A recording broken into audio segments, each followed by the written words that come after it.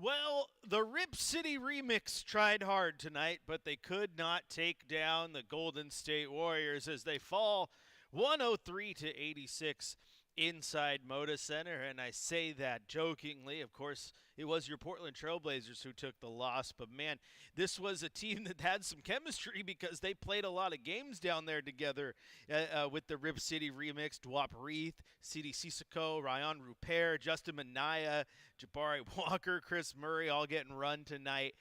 So it was an interesting little game. We talked about it going into this one, what it was going to be like, and you obviously knew offense was going to be hard to come by, right? No Ant, no Shea, no Denny.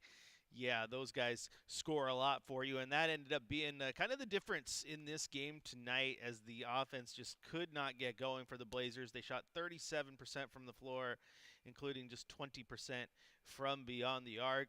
Golden State, on the other hand, didn't shoot very well either. I thought the defense was decent, all things considered, and granted they didn't have to play all of their guys the whole night because they kind of had this one well in control, but Portland did hold Golden State to 39.8% shooting and 31% from beyond the arc.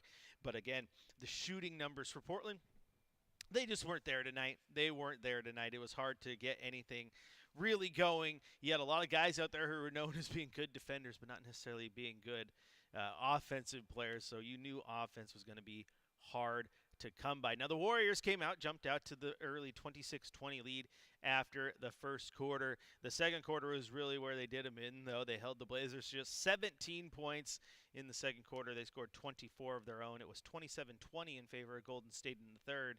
Blazers did win the fourth 29-26, but at that point it was definitely over as the Warriors had cruised to victory in this one. The biggest lead of the night for Golden State was 27. For Portland, it was just 6. But tonight is all about the F word. And all year long, the F word has been focus. Not the other word. Focus. Coach talking a lot about the team's lack of focus. I didn't think we focus. We didn't have our focus. Focus. Tonight, the F word was fight. I thought this team, all things considered, had a ton of fight in them. I thought they played extremely well for what they needed to get done out there. When you are missing 9 players, and those are all core guys, right? No DeAndre Ayton, no Jeremy Grant, no Denny Avdia, no Shaden Sharp, no Anthony Simons, no Scoot Henderson, right? The list goes on. It's going to be a rough night at the office. But again, they showed fight. This team never gave up tonight. The young guys were always trying to do whatever they could to get going, to get a bucket, to get a steal. Toumani Camara bodying up Steph Curry full court, even though Steph was, Steph Curry and was going to go make some shots. Toumani did a wonderful job on him. Everybody put effort out there, man. They fought. And I know that's something that Coach Billups definitely appreciates. Looking at the Golden State side of things, Jimmy Butler led the way for the Warriors with 24 points on 6 of 10 shooting, including 5 rebounds and 7 assists. 9 points from Moses Moody. Draymond Green had 3 points, a three-pointer where the team just dared him to shoot it, and he did. Hit nothing but net. He also had 7 rebounds, 5 assists, and 4 steals. 14 points from Steph Curry on 6 of 14 shooting. 10 points from Brandon Pajemski, 10 points from Jonathan Kuminga, and 16 points from Buddy Hield off of the bench. Basically, every single Warrior who could play did play in this one. Gary Payton the second, Kevon Looney, Quentin Post, Santos, K, Knox, Blazers legend Kevin Knox, Jackson Davis, and Pat Spencer all saw the floor tonight. For your Portland Trailblazers, Chris Murray had 7 points on 2 of 8 shooting, 6 rebounds, and 4 assists. Also had 2 steals and a block shot. 10 points from Toumani Camara, 4 rebounds as well. 14 points, 15 boards from Donovan Clingan, which is something that I like tonight. We talked about it in the pregame show that I would have liked to get him involved on the offensive side of the ball. And in a night like tonight, when you don't have a lot of offensive players, it was just perfect for him to get going. And he found the ball, found the shot. He was 7 of 13 from the floor, and I love that. If that's something that maybe you can build on moving forward, he's never going to be the centerpiece of your offense, but if he can go out there and have nights where he's scoring 12, 13, 14 a night to go with those 15 boards, then you're looking pretty good. 11 points from Matisse Thybulle. Delano Banton, rough night. He had 3 points on 1 of 12 shooting, including 0 for 5 from beyond the arc. He did have 6 assists, though. On the Trailblazers bench, Jabari Walker had 19 points, 6 rebounds, 4 points for Justin Minaya, 15 points for Ryan Rupert, which is not bad at all on the heels of his career-high 19 points he scored against the Utah Jazz. Dwap Reith played just 5 minutes in this one, did not score a single point.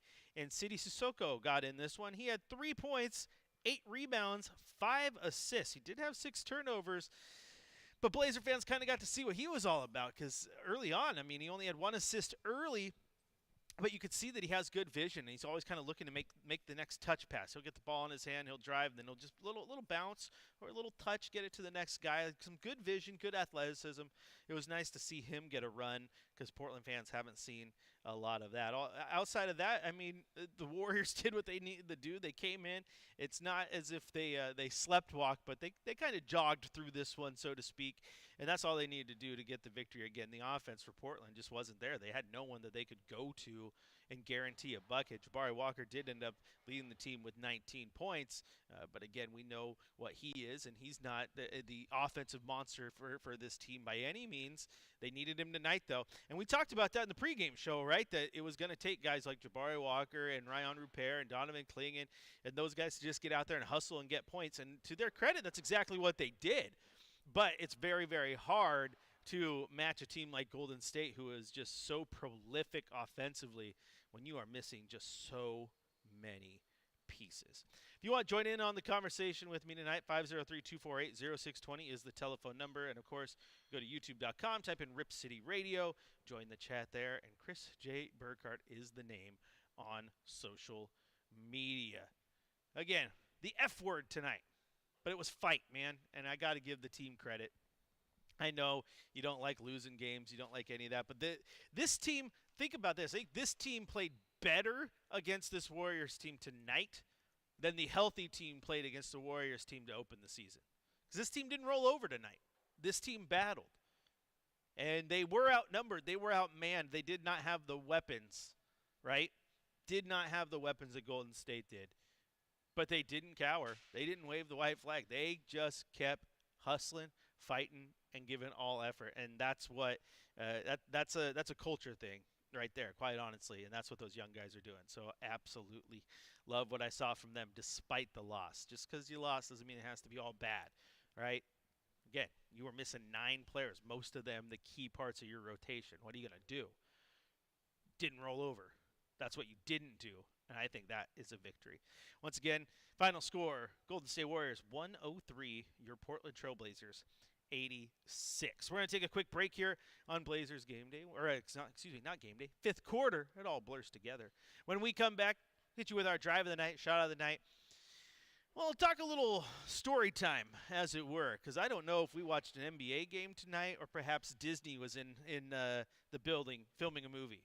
What do I mean by that? I'll let you know when we return here on the fifth quarter, presented by Coors Light, on your home of the Blazers, Rip City Radio 620.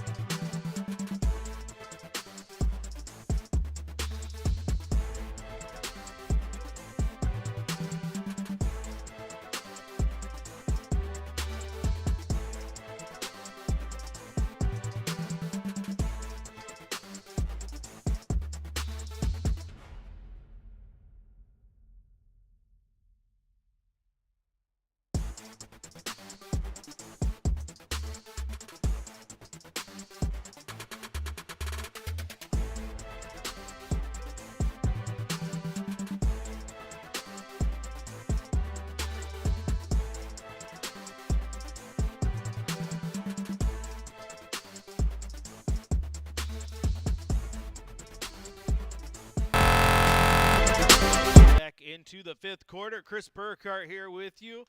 Breaking down the Trailblazers loss to the Warriors 103 to 86, and not all bad, right? Things are interesting now because we were going into this game talking about the tankathon and where the Blazers sit, and also the importance of this game for a team like Golden State, right? They are still playing for their playoff scenarios to get locked into certain spots in the playoff, right? Because nothing is decided as we head now to game 82. There's still plenty to play for a lot of teams trying to figure out where they're going to be in the playoffs or the play-in.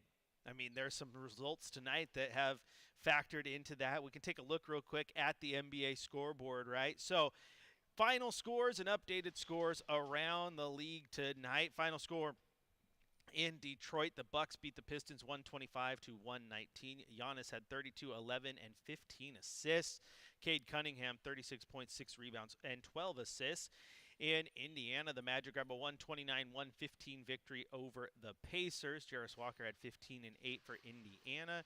In Philadelphia, the Hawks 124, the 76ers 110. Trae Young had 36 and 11. Marvin Bagley had 20 and 10. And then in Boston, the Celtics 130, the Hornets 94. The other Curry brother had 17 points. Derek White had 19, 7, and 4 blocks for the Celtics. He also had the Cavs over the Knicks, 108-102. The Wizards over the Bulls, Bulls over the Wizards, 119-89. And then you had the Miami Heat over the New Orleans Pelicans, 153-104. Now some games of importance. The Dallas Mavericks beat the Raptors 124-102. Anthony Davis had 23, 13, and 10. Minnesota Timberwolves 117-91 over the Brooklyn Nets. Rudy Gobert 35 points, 11 rebounds. The Denver Nuggets beat the Memphis Grizzlies 117-109. Nikola Jokic 26 points, 16 rebounds, 13 assists. Desmond Bane had 24 points, 6 rebounds for Memphis. The Thunder 145-111 over the Jazz. The Phoenix Suns beat the San Antonio Spurs 117-98. The Clippers over the Kings 101-100. The Lakers over the Rockets 140-109. And of course, the Golden State Warriors 103. The Portland Trailblazers 86. And again, I said those all had far-reaching implications around the league, not just in the playoffs, but in the tankathon, right? So now the tankathon, let's go there first. San Antonio, they get the loss. That is it separates them now, right? They have a 2-game lead over Portland for that 8th spot with 1 to play. They're not catching them.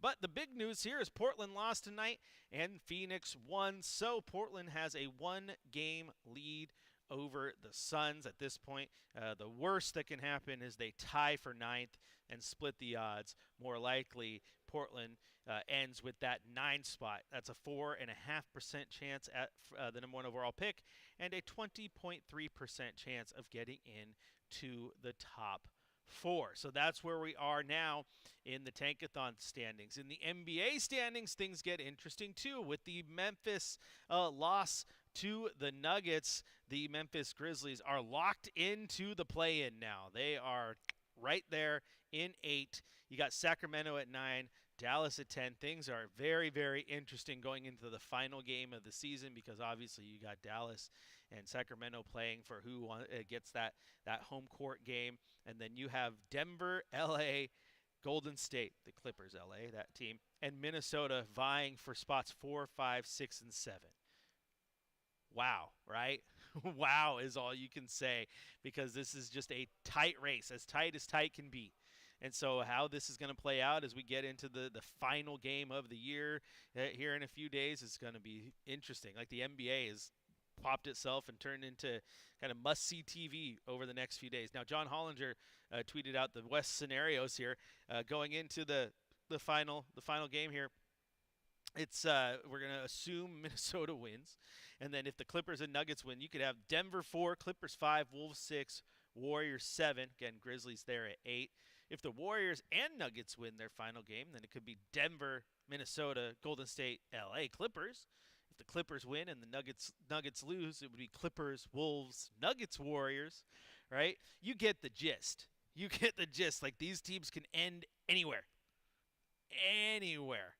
And so the Warriors, like I said, that's a team that's going to be fighting all the way through because they can finish sixth. They could finish in the play-in, right? Denver could finish fourth. Denver could finish in the play-in, all with one game left. So things are going to get absolutely interesting here down the stretch. If you want to join in on the conversation, 503-248-0620 is the telephone number. And, of course, you can go to youtube.com, type in Rip City Radio, and join in on the conversation there. But I got a text from my man Mike Shacker, so you use technology around these parts. It tells me I got Tall Tim waiting on line one. So, Tall Tim, welcome in to the fifth quarter. What do you got for us tonight?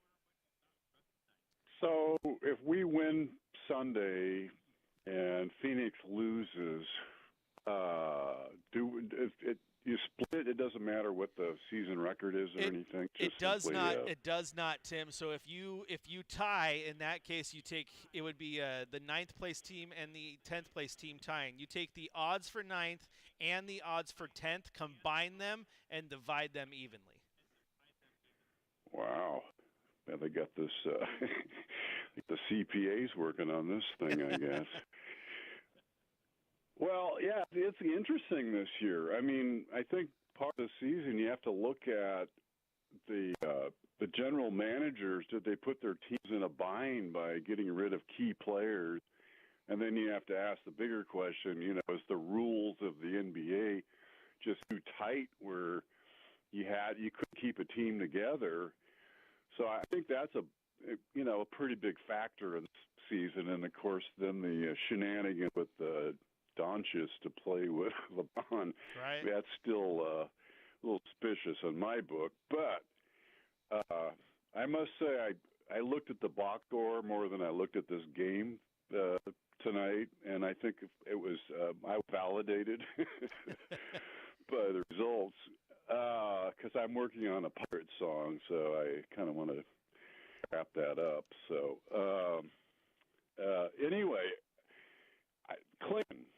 If there's a standout in a game like this, the guy is able to produce in a chaos or whatever because he just knows what he's doing. And remember, he only played 2 years in college. I can't remember how much he actually played in his first year. Somebody ahead of him or something, probably. But, Bill Walton, and I'm not comparing him to Bill Walton, but Bill Walton, that was back in the day where they played 4 years. Mm-hmm. And Zach Edey has a couple of years on him. So just imagine a couple of years from now, he's going to have more offensive game, and he's just going to really understand how the NBA works, where to be and all that stuff. So that's me is the positive out of this game. Jabari Walker just seems like he's become consistent, so that's another thing I'd point out. I don't know. Can you think of anything out of this game you'd like to highlight? Well, Tim, thanks for the call as always. And yeah, the only thing I got to highlight from this game is the fight, the F word. They fought. I love that the young guys didn't stop. They didn't roll over while they're looking across at guys like Steph Curry and Draymond Green and Jimmy Butler. And you talk about Jabari. Jabari's been good. Ryan Rupert had another solid game. I thought Toumani Kamara's defense was great. Your points on Donovan Clingan, definitely. I mean, this is a team, Golden State, that can play to his weaknesses, right? Spacing the floor. Guys like Kevon Looney, who can move well. I thought he played incredibly well. And then even Sidi Sissoko, getting a little bit of a run from him was nice too. But yeah, if I had to highlight anything, it's just the fact that they didn't roll over. And we've seen this team, when fully healthy, roll over. So to play like they did tonight and those young guys kind of, show what they're building there. Yes, they're all young, like your point on Donovan Clingan, Back in the day when those centers were playing 4 years in college, they were coming in refined. And center is a hard position to play in the modern NBA. Yeah, it might take some time. I think the offensive game might come around. I don't think he's ever going to be, a guy who's out there dropping 20 and 12 all day long. But if he can get to a point where he's consistently giving me 14 points, I'm okay with that. because for what he lacks in scoring, he's going to make up for in glass cleaning and defense at the rim, right? So, yeah, a lot to like from those young guys as they continue to build. Sometimes you get a text, friends, from your producer that you just don't believe. You're like the anchor man gif. Like, I don't believe you. I don't believe you. But Shacker tells me that we have a man on hold who hasn't called in all year long. And you know who it is when I tell you that the fifth quarter heads out to East Amity to talk to Ralph. Ralph, welcome into the fifth quarter. Where you been? Well, hey Burkhardt, I'm glad you took my call today. I've been traveling since the end of last NBA season. I thought I told you guys that you wouldn't hear from me for a while, but I went to 19 different countries around the world, and it was basically a one-year trip, a one year and 13-day trip. And I just now got back. I'm borrowing one of my manager's phones to call you because you go to these countries. Good luck finding the right kind of cord to plug your phone in. Absolutely. Without having to pay a king's ransom and give your firstborn at the same time. And I didn't want to do that. They said you could either give the king's ransom, your firstborn, or you can give both of your family jewels. And it was debatable, so I just said no, I'll just pass, and I came borrow this phone. So that's where I've been, and I'm glad to hear your voice. I thought of you. I'm so warped on these time zones now. I thought maybe it's like 5 o'clock, and I can go by the original steer and pick up some good steaks from your papa there. But it's 10 o'clock, so I've lost 5 hours. So anyway, how you doing with the show? I've tried to listen on the phone a little bit, but it seems like you're doing okay with it, huh? Did they fire Chan or something? No, they did. They didn't fire him. He still makes all the decisions and he wields all the power.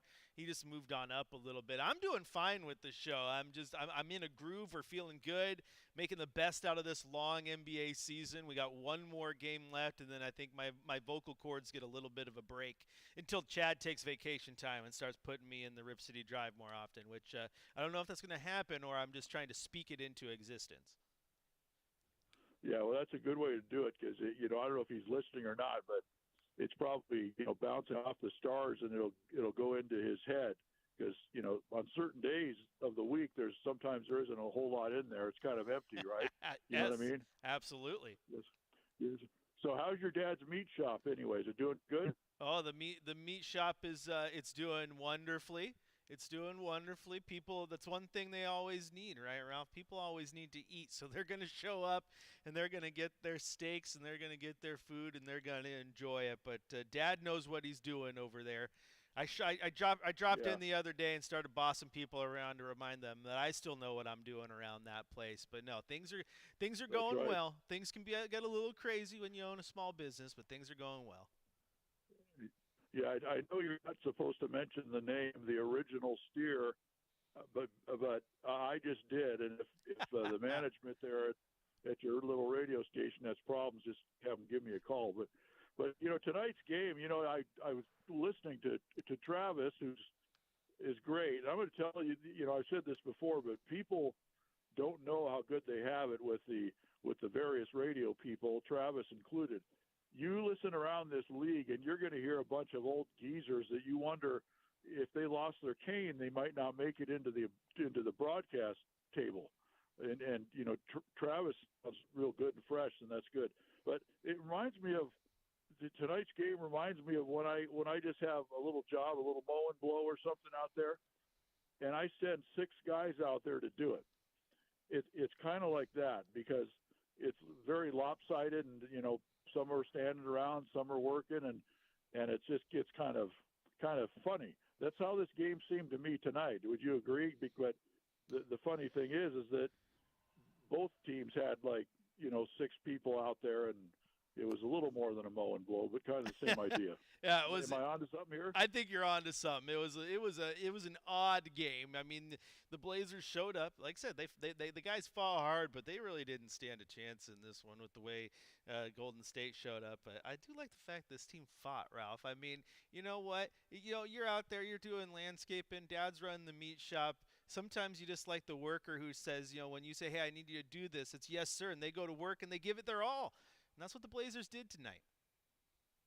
Yeah, and I think you know what I'm going to make a comment. And you don't need to pat yourself on the back because I don't want you to injure your arm in case in the off season you have to go out and cut steaks and wrap roasts and stuff. But you kind of bring the same kind of thing. You bring your lunch pail, as the kids say, to this radio game, and you work at it. You're not some prima donna playing these dumb love songs on there and trying to act like you're all sensitive to the girls, because that's not quite your bag. You're the working man of the radio business, and so you keep up that good work. And I don't want to. You probably have some other calls, maybe, but if you don't, then that's fine too. But you just can't. Maybe I'll try to call in on Sunday and bid the season farewell. And just wanted to say hi and let you know I'm still out here. Just got back into town literally under an hour ago, and I went around the world and I saw some crazy stuff out there, Burkhardt. All right. It's crazy. Well, Ralph, I think you better call back in on Sunday to help put a bow on the season and maybe share some of those crazy stories, or don't. You do whatever. Ralph does what he wants, and we enjoy it over here. All I know is the YouTube chat's happy to hear from you. I'm happy to hear from you. The fifth quarter's happy to hear from you. And you're always welcome back, my friend. A nice evening, okay, Burkhardt, and tell everybody on the YouTube that hello for me, and everybody out there in Radio Land the same thing. And good to talk to you, okay? Yeah, absolutely. That is the man, the myth, the legend, Ralph the Landscaper. Funny enough, I said Ralph's here, and the YouTube chat's like, what? Here he is. Here he is. Yeah, absolutely. All right, we're going to take a quick little break here on the fifth quarter. When we come back, it's time for the Coach's Corner. Hear what Coach Billups had to say after this game. Hand out a game ball. Get out of here. I still got to share my Disney story, too. Don't let me forget it. It's coming up here on your home of the Blazers, Rip City Radio 620.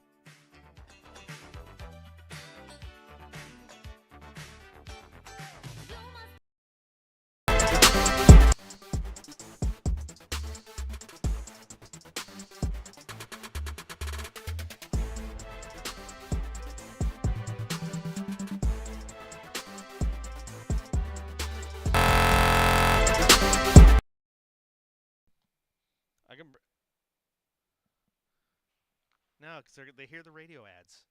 Come on now. All right, YouTube, how we doing? We got a commercial break going. You saw the little ad. We got like 5 minutes. Figure I'd come in here, have some fun. Don says he's going to try the original steer. You better, Don. Go, enjoy it, go like it. Gartner's is technically a competitor, but you know what? They're far enough away. The little meat shops around town, man, they're few and far between. You got Gartner's. Hey, will you turn that down in my ear, please? That's loud. You got Gartner's. You got White's Meat Market out there way on the east side, right on the entry to 26 as you're heading to the mountain. Great little spot over there. You got my dad's shop over there, 123rd and Division. Go check it out.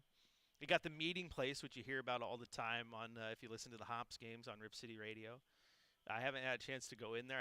I have driven by it, though. Oh, my gosh, what an immaculate little shop, man. It's beautiful. You got a couple of ones peppered throughout. The cool part about those small businesses, though, is like Gartner's, like I said, technically a competitor. But those little meat shops, man, they all work together, help each other when they need it because, the big box stores and all that stuff, right? And so many places you can go. So what you do is you make up for, oh, how come you're more expensive? Well, I'm going to make up for it in quality and good service, right? It's kind of like Cheers where everybody knows your name, right? So, yeah, go try it out. That was my first job out of high school. What was that? I can order you in some beef cheeks, Shacker.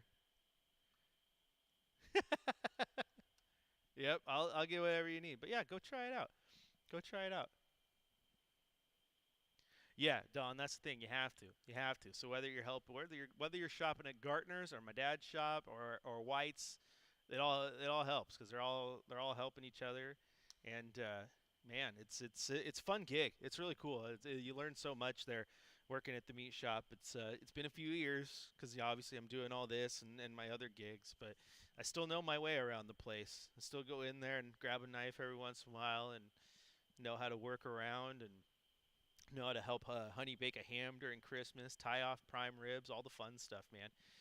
Go home and just have like an indent in your finger because you were just tying prime ribs all day long, right? It's fun. It's absolutely fun. So, but yeah, you got to support small. Got to support those small guys.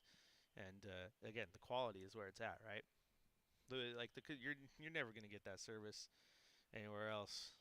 Original steer, Gartners, whites, they're all awesome. And we all take care of each other in that small meat cutting world, which is pretty cool. Gartners is legit. They've been around for a very long time. Got a great spot there off of Killingsworth. So my dad's shop has been here since 1962. He hasn't owned it the whole time. Started there as a worker, got promoted to manager, and then bought the place. But yeah, go check it out. And you never know. You might see me in there one day. Nope. Fun fact, Ryan. The hold on, we're almost back, aren't we? Oh, we got a break. We got like 30 seconds. Fun fact, Ryan. The people who own whites once upon a time used to work at my dad's meat market. My dad didn't own it at the time, but they still did work there. So can lay claim to that. They can lay claim. They learned a thing or two from old original steer.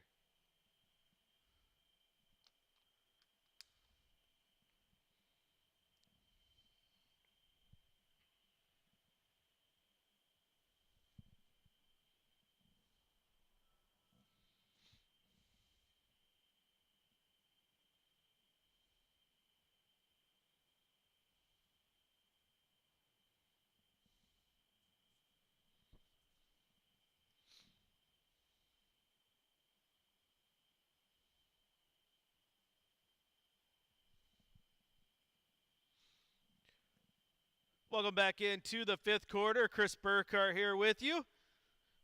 And it's time for the Coach's Corner. Shacker told me he was going to do that too. And I was like, is he? Maybe? It's my fault. It is time now for the Coach's Corner. Let's head down to the press room, hear what Coach Billups had to say following this loss to the Warriors. I thought our defense was pretty good. We just couldn't score, Couldn't score at all. Couldn't make a shot.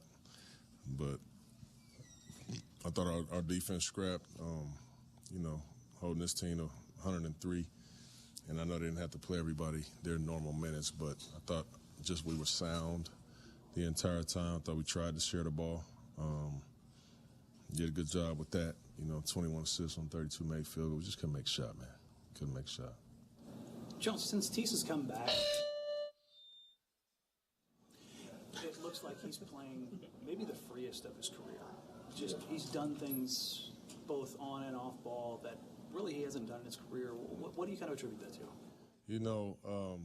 It's funny. Before the season started, we were having workouts, playing 5-on-5 and things like that right before camp started, and Tease was looking so good, man. I mean, the pace that he was playing with offensively, like he was doing some playmaking, like next action, he was shooting the heck out of it. And I was just really excited, man. I said, this is going to be a really good season for Tease. And knowing the way that we were going to play this year, I said, this is perfect for him. And then, unfortunately, boom, he's out most of the season with the injuries and stuff that he had. But just seeing him back and having him back and how we've been playing, I mean, you could see just how impactful he can be. I think he's been amazing since he's been back. Both sides of the basketball, the whole time, his energy. He comes in there and he plays as hard as he can, and he gets really tired, and I take him out, and he's ready to do it again. That's what you want for a reserve. That's what you want him to play. That's what you want him to be. So he's been awesome, man. With him, even though he's younger, he's not 30. It feels like a lot of the younger guys look to him. How has he kind of embraced that role without being able to play a lot of the season? Yeah, he's been there.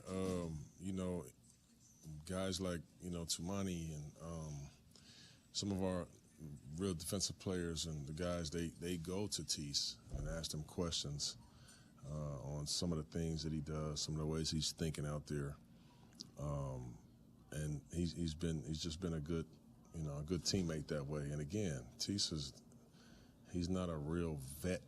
He's really young still, He doesn't have a ton of experience either, but he's got a ton more than most of our guys. and he's just a grown-up, in our room. So they go to him looking for answers, and he usually has them. What were your thoughts of City's game tonight with his chance to get extended minutes? Yeah, I loved how City played tonight. I've been dying to get a chance to play him. He's finally got his conditioning back up from kind of being injured. But as you can see, he's got a lot of feel. He can really pass the ball. Great size and all those things. We really needed his ball handling and his playmaking out there today. So it was perfect, to be able to have him available and be able to play him. I didn't want to take him out, but I figured he was probably tired.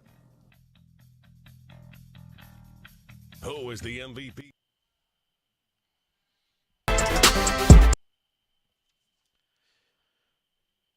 All right, time now to hand out a game ball here on the fifth quarter. I think I'm going to give my game ball to Donovan Clingan.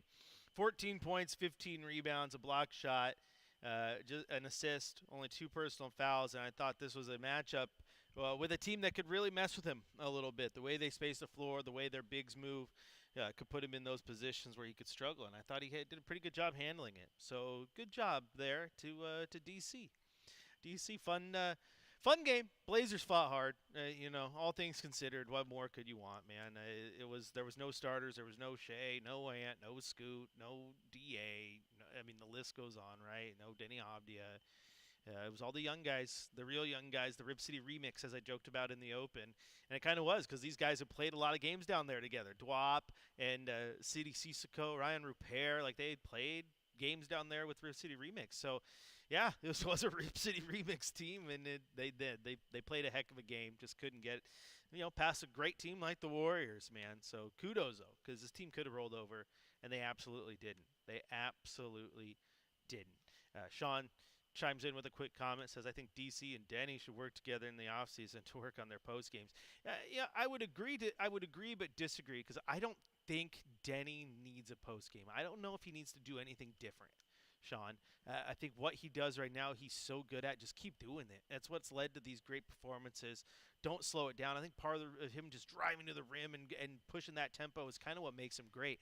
As for DC, you're 100% right. He needs to work on that post game, and if he can get that, where he can put his back to the basket and just beat people up, I think that'd be awesome.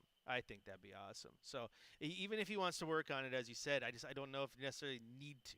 Right? He can add it to the bag, absolutely. I just wouldn't want it to change up his game too much, because what he does right now is so awesome. Regardless, yeah, what you're saying totally holds weight. Like I said, just because I disagree sometimes doesn't mean your point's wrong. Half the time things come out of my mouth, they're wrong too. That's why we have debates, and that's why we talk sports, my man. That's why we talk sports. So you're not wrong. You're absolutely right. If he can go get it, if he can go add that to his bag, absolutely. I think what I just wouldn't want is him to make it his bag. Does that make sense? Like, there's no need to change your game. But if you want to add to it, sure. It's no different than like saying a guy like DC adding a 3-point shot. So you know what? Yeah, I'm not that afraid of it. But if he can work on that, I guess it'd be one thing when you do slow down those off. When you do slow it down, right? If he can't get past the defense, and they have to reset in their half court set, and now he has a back to the basket game. Yeah, that actually would make Denny pretty dangerous. So good point. So thanks for bringing that comment up, Sean. I appreciate that. So yeah, we had some good meat market talk to during the commercial break. Again, people are laughing because my dad's last name is Butcher, and he owns a meat shop. And Chad still doesn't believe me. I got to get my dad to a game one day so Chad can meet him, and my dad can be like, "Yep, that's the truth, Chad. Chris doesn't mess with you. Chris doesn't mess with you." And shout out to Ralph the landscaper coming in and getting a call in, first one of the year. He said he's been around the world traveling, so that was fun. Always good to hear from him. Just always good to hear from him. And yeah, Sean says Denny talked about it post game. So during a post game, or talked about wanting a post game. Sorry. Yeah, and that's where it could be dangerous, Sean. Like I said, if you get because his strength is, like I said, is running down the court and getting to the rim. That's what leads to so many of those free throw shots, which is so handy for Portland right now. But if you can add a facet to your game where, when, like I said, when you go there, that doesn't work, you have to reset, and now you're in your half-court set, and now you can get the ball in the posts. That's pretty good.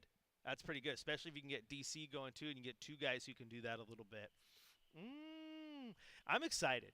I'm excited for what the offseason holds because there's some guys here who know exactly what they need to work on and can come in better. And, I mean, if Scoot comes in better, DC comes in better, everyone does what they need to do. It's going to be a fun year next year. But that's getting out ahead of ourselves, guys. We just got one game left. We still got one game left. Sunday afternoon, technically, but it is going to be like a morning game, let me tell you what. Tip-off against the Lakers on Sunday is at 12:30. Holy smokes. That means I will have Blazers game day for you at 10:30.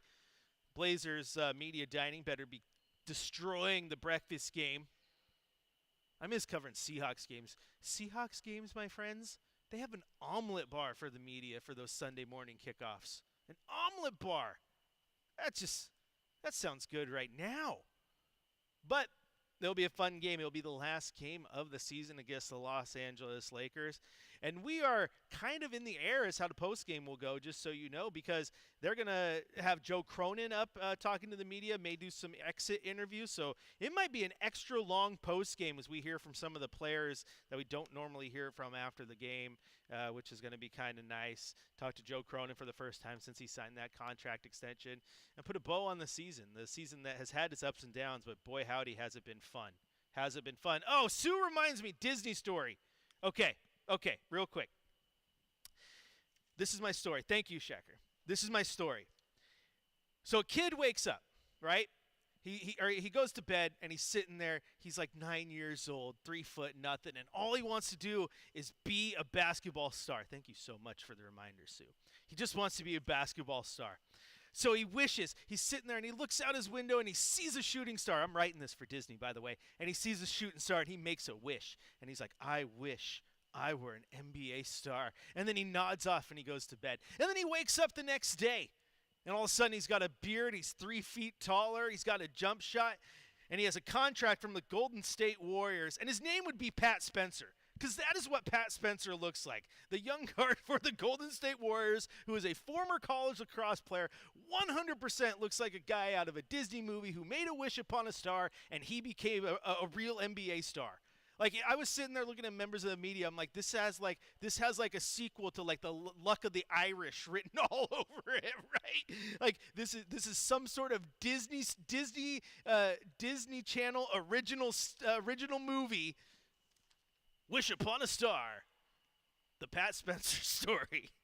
I don't know if that was worth it or not, Sue, but that's all I could think about because he totally looked like a pickup ball YMCA guy. Little kid who wished upon a star became a real NBA star. Kudos to him, though.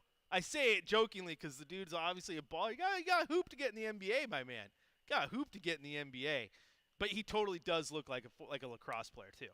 You can tell. You can absolutely tell. All right, once again, the Blazers fall to the Warriors 103-86. We'll be back at it on Sunday morning. 12:30 tip-off, Blazers game day. 10:30 in the morning. You guys can have your breakfast omelets.